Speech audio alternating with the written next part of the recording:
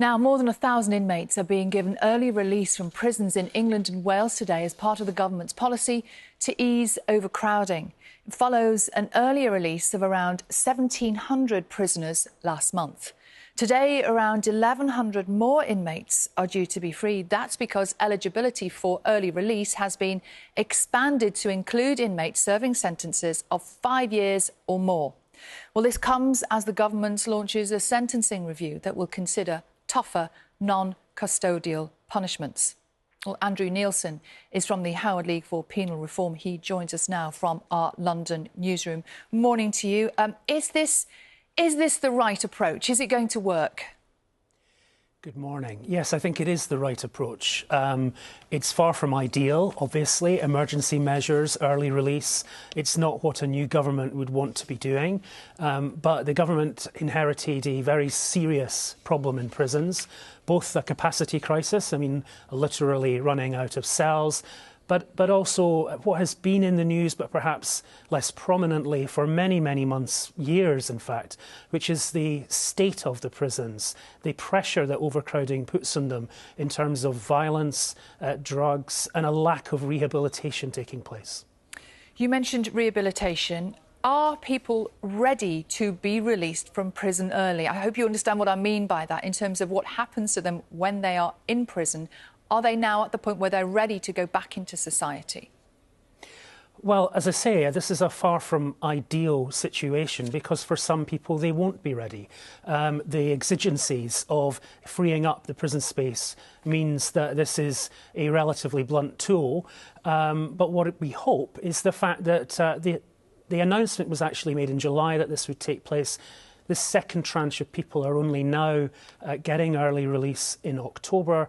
And so the hope is that that has given both the prisons and the probation service in the community the chance to prepare services around people so that hopefully we do not see large numbers of people recalled to custody, although that is, of course, the fear.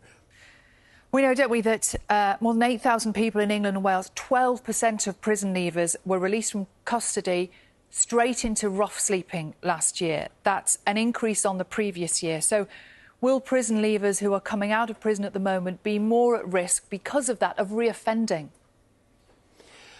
Well, we haven't seen evidence yet that they're more at risk of reoffending, but certainly we have seen people being recalled and we have seen people being released to homelessness. So this really tells us how powerless the situation, both in prisons and in probation, has got. And it's why the government has to get a grip of the problem. And early release, while not perfect, is a way of reducing pressure on the prisons so that they can start to look at other solutions. And that's why the sentencing review that's been announced today, chaired by David Gauke, a former Lord Chancellor, is the other really crucial ingredient in solving the problems that we see in our criminal justice system.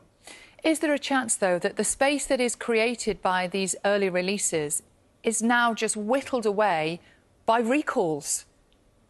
There is a danger that recalls will whittle away, as you say, some of the space that's freed up.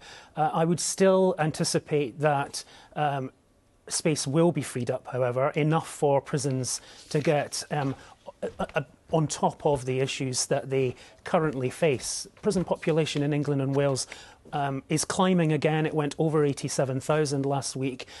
So there really isn't any other immediate policy option on the table.